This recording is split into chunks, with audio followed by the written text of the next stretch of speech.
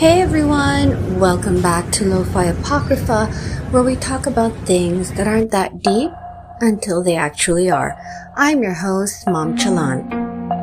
One of my favorite creators and authors online is Gyotako, whose work focuses on Japanese folklore, history, and cultural traditions, which is catnip for me. A few days ago, hey everyone, welcome back to Lo-Fi Apocrypha, where we talk about things that aren't that deep until they actually are. I'm your host, Mom Chalan. One of my favorite creators and authors online is Gyotako, whose work focuses on Japanese folklore, history, and cultural traditions, which is catnip for me.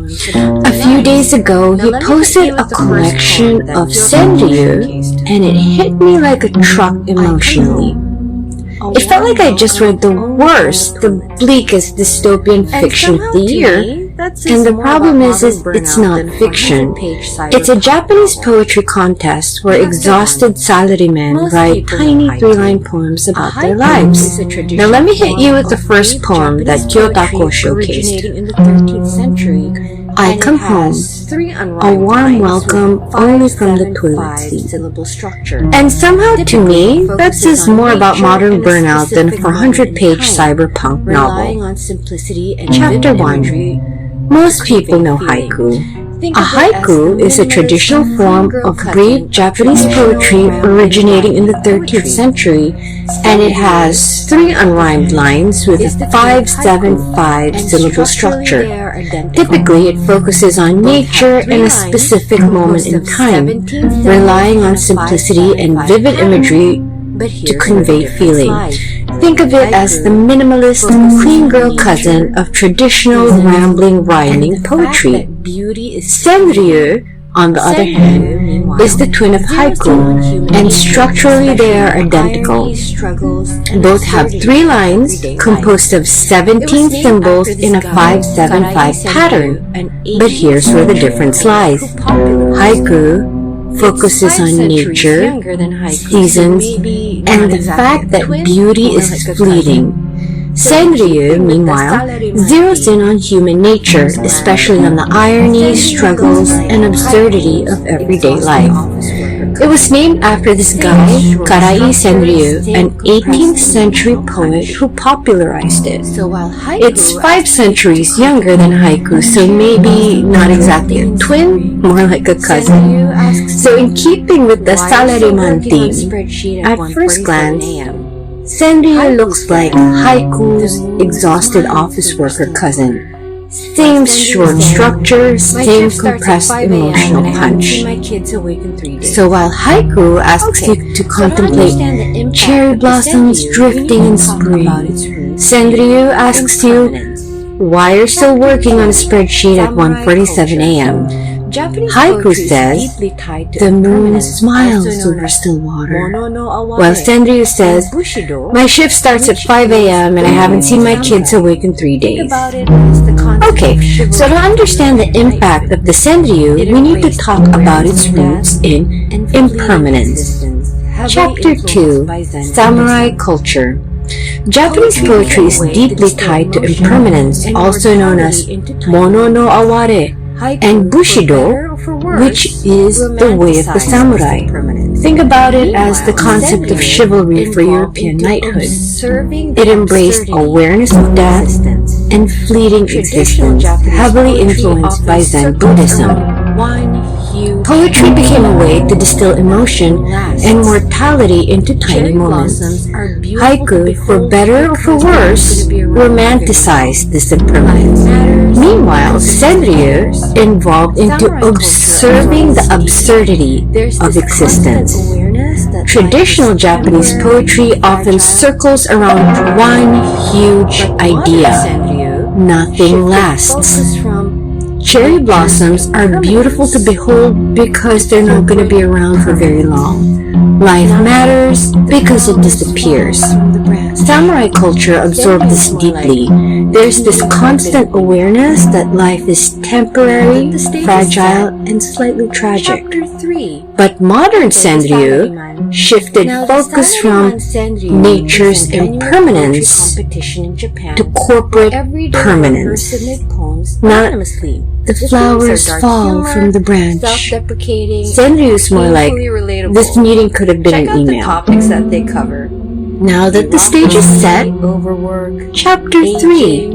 Enter the Salaryman. Now, the Salaryman senryū is an annual poetry competition in Japan where everyday workers submit poems anonymously. The themes are dark humor, self-deprecating, and painfully relatable. Check out the topics that they cover: bureaucracy, overwork, aging, emotional isolation, corporate hierarchy, technology, family distance, and economic anxiety. So basically everything that every living, breathing human is struggling with at the moment. The modern Salaryman took this centuries-old poetic form and turned it into emotional damage speedrunning. Every year, office workers submit these tiny poems that somehow manage to be funny, devastating, and spiritually fatal all at once. Now here's my 2 cents. I think they land critical hits because we all have experienced the quiet pains that the senryū talks about. It isn't about great tragedy levels of love and betrayal. It's not a remix of the Song of Roland. And that, to me, is what makes it relatable. Because all of us have experienced back pains, and all of us are fearing the day that we get called hunk or auntie. Now let me give you context for this. In Japan, unwritten rules on commuter etiquette is a real thing. If you're seated on a bus or train and someone who appears older or perhaps looks ill comes aboard, it is almost expected that you give up your seat. It's courtesy and respect for our elders. Now let me bring it back to a Salaryman senryū of a dude contemplating this commuter etiquette. Someone kindly offers a seat. Should I be thankful? Should I be sad? The guy basically got called geriatric by someone whose genuine intention was just to be polite. That's not a poem, that's a psychic critical hit for someone who finally realized they've been so caught up with work that they had no idea they are now appearing elderly enough to warrant a seat on the train. Now again, context matters. Chapter 4. Quick rundown of toxic corporate culture. Much like Bushido during the time of samurai warlords, the idea of filial piety and unwavering devotion got passed down through the generations. It exists today in the form of a salaryman, or your average Joe in an office setting. The corporate culture in Japan revolves around long work hours being normalized, loyalty to company prioritized over personal life, the social expectation to endure silently, to accept that this is what you were born to do. After work drinking culture is rampant, meaning even your off hours are turned into mandated fun. There's real difficulty expressing vulnerability because, either it's considered an HR violation or you get passed up for promotion due to being emotional. Isolation runs deep and goes hard, despite hyper-urban environments. Picture this.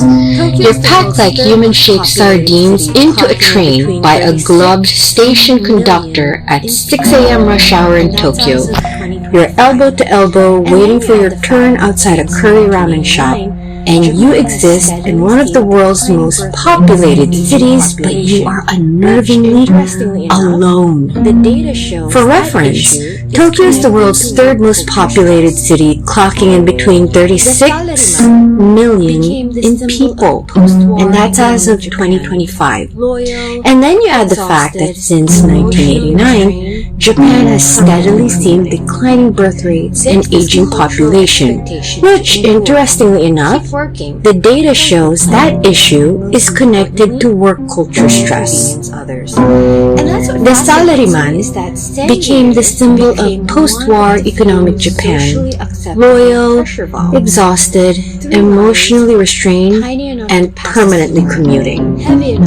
There's this cultural expectation to endure, keep working, don't complain, and most importantly, don't inconvenience others. And that's what fascinates me, is that senryū became one of the few socially acceptable pressure bombs. 3 lines, tiny enough to pass as humor, heavy enough to reveal an entire collapsing emotional ecosystem. Like the Salaryman really took venting and used it to be an art form.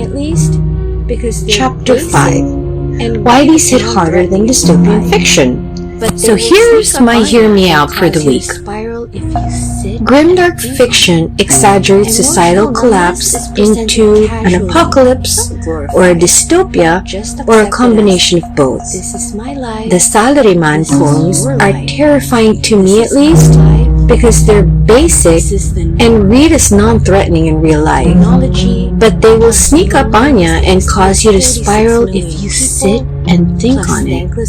Emotional numbness is presented casually, not glorified, just accepted as, this is my life, this is your life, this is our life, and this is the norm. Now technology, plus loneliness in a sea of 36 million people, plus thankless overwork, is my definition of modern existential horror. No apocalypse needed. These poems, they feel more cyberpunk than actual cyberpunk, and it's not because of neon cities or evil megacorporations, but because the emotional conditions already exists. It's right in front of our faces. And I go back to the toilet seat poem again. The warmest welcome a man receives in his own home is a heated toilet seat.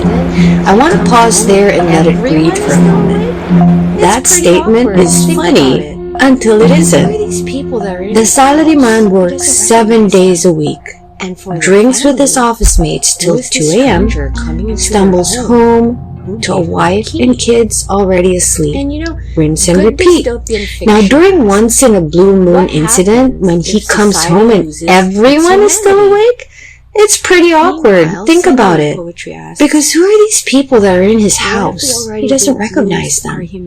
And for the family, who is the stranger coming into their home? Who gave him the key? And good dystopian fiction asks, what happens if society loses its humanity? Meanwhile, senryū poetry asks, what if we already did lose our humanity? But politely.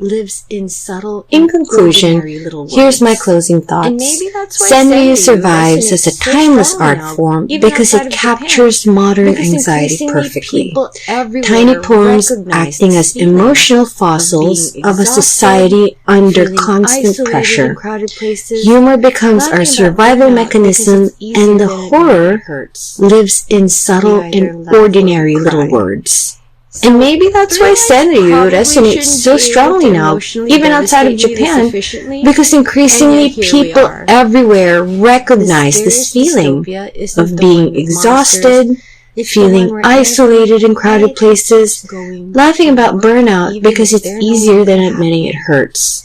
We either laugh or we cry. So, 3 lines probably shouldn't be able to emotionally devastate me this efficiently, and yet here we are.